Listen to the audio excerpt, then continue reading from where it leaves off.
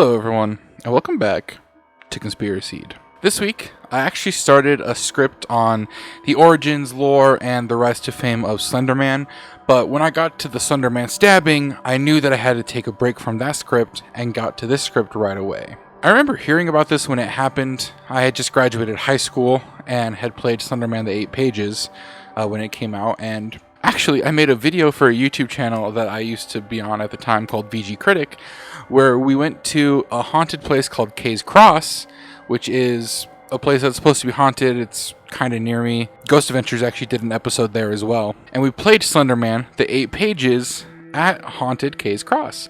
It's kind of super lame, and I'm pretty young, like I said, not too far out of high school. But if you're interested in seeing younger me, I've linked the video down below.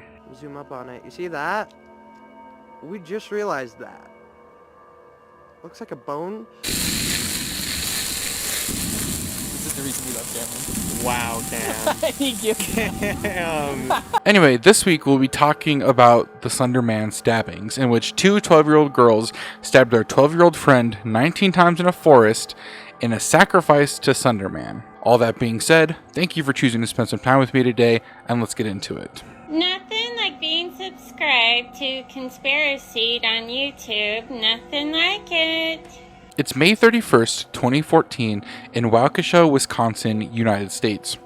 Two 12-year-old girls, Anissa and Morgan Geyser, lured their friend Payton Luther into the local forest and stabbed her 19 times in the name of Slenderman. They left her to bleed out, but she crawled to a road where she was quickly found and 911 was quickly called. Now, how did we get here? How do two 12-year-olds stab their friend in the name of Slenderman? Does Payton survive? Was 911 called in time? Luckily, all these questions will be answered in time. Let's go back in time, though, to 2009, 5 years earlier. June 10th, 2009, Slenderman first appeared on the internet on the Something Awful forums in a Photoshop contest thread where users were asked to create paranormal images. Forum poster Eric Knudsen, username Victor Surge, posted two black and white images of groups of children in which he added a tall, thin, faceless figure wearing a black suit. While most users on the forum only posted their pictures, Eric had also included a text blurb that was supposed to have been from witnesses describing the abduction of groups of children, and also named the being Slenderman. The quote under the first photograph read, "We didn't want to go, we didn't want to kill them, but his persistent silence and outstretched arms horrified and comforted us at the same time." And it's attributed 1983, photographer unknown, presumed dead. The quote under the second photograph reads, "One of two recovered photographs from the Sterling City Library blaze. Notable for being taken the day which 14 children vanished and for what is referred to as the Slenderman. Deformities cited as film defects by officials. Fire at library occurred 1 week later. Actual photograph confiscated as evidence." 1986, photographer Mary Thomas, missing since June 13th, 1986. It was actually the addition of these paragraphs that launched Slenderman into the mainstream. Since there was the addition of lore and eyewitness statements, people could begin to build a story around this character more than just, oh, spooky looking dude in a picture. Like if I were to show you two pictures, and one had a little bit of lore and the other didn't, and I said, okay, make a story about one of these, you'd probably pick the one that has the lore because it already has a launching point. The tale of Slenderman grew, and there are many works of fan art, cosplay, the famous Slender in the 8 Pages game, and of course the YouTube series Marble Hornets, which is a found footage style YouTube channel. They couldn't use the name Slenderman, so they named their entity the Operator. However, he looks just like Slenderman and is based on Slenderman. For all intents and purposes, he is Slenderman. However, there is one piece of media that I haven't mentioned yet, where Slenderman grew more famous than anywhere else. Creepypasta. For anyone who doesn't know what a creepypasta is, it's essentially a scary short story in text form so that it can be copied and pasted across multiple websites. These stories of Slenderman would grow and grow as it spread across the web, and eventually there were numerous stories of encounters with the Slenderman, his origins, etc. I've also linked below the creepypasta website. The estimated read time on the Slenderman is 16 minutes, so if you'd like to learn more about him before continuing this video, you can check that out.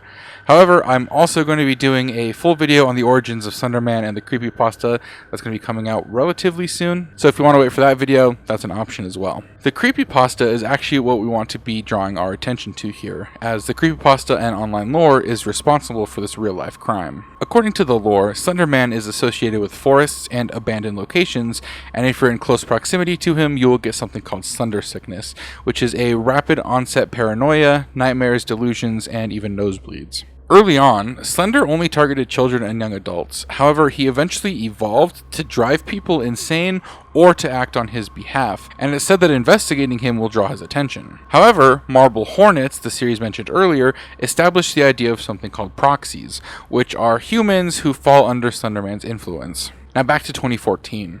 Back to Wisconsin.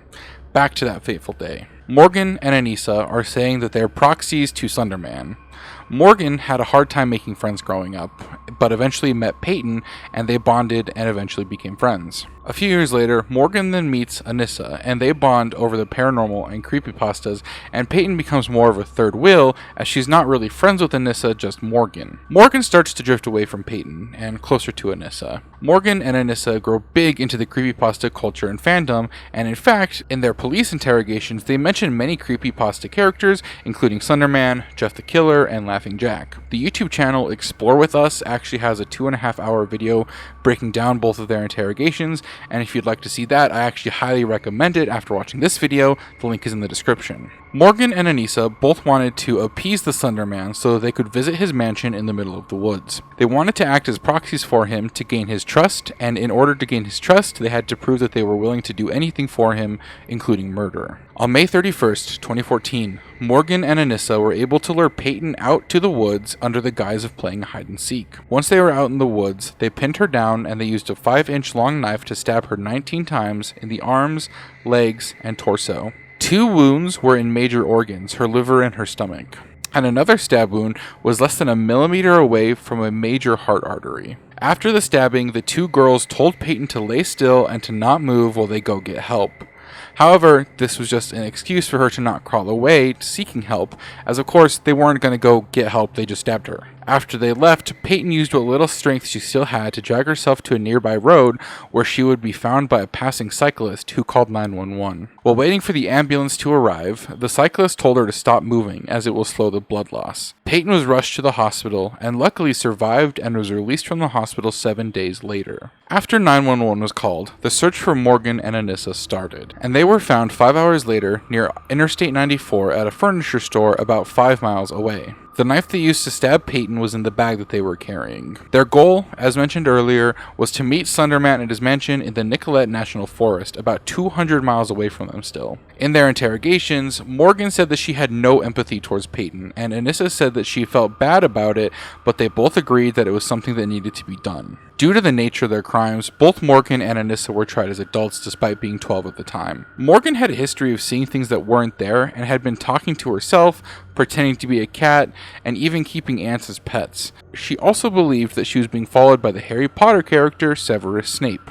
She was diagnosed with early onset childhood schizophrenia, however was found competent enough to stand trial. Anissa pleaded guilty to being a party to attempted second-degree homicide.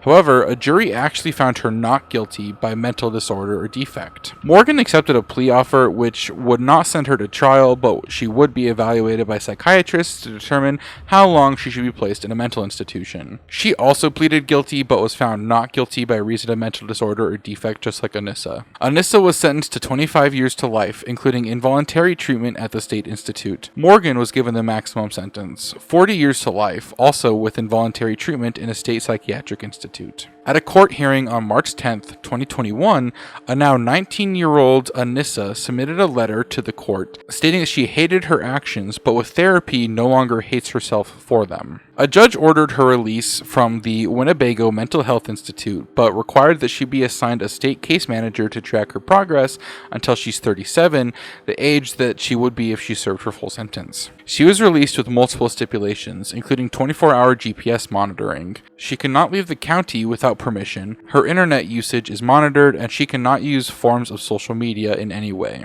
Morgan remains institutionalized at the Winnebago Mental Health Institute, where she'll probably remain for the rest of her life. After the stabbings took place, Slenderman creator Eric Knudsen released a statement saying, "I'm deeply saddened by the tragedy in Wisconsin, and my heart goes out to the families of those affected by this terrible act." An admin for the Creepypasta Wiki also made a statement saying that this is an isolated incident and does not represent the Creepypasta community, and that the website is a literary website that does not condone murder. That is the story of the Slenderman stabbings. What do you think about what happened? And the punishments these girls faced. Was it enough? Too much? Too little? Let me know in the comments down below. Thank you so much for choosing to spend some time with me today, and I'll catch you in the next one.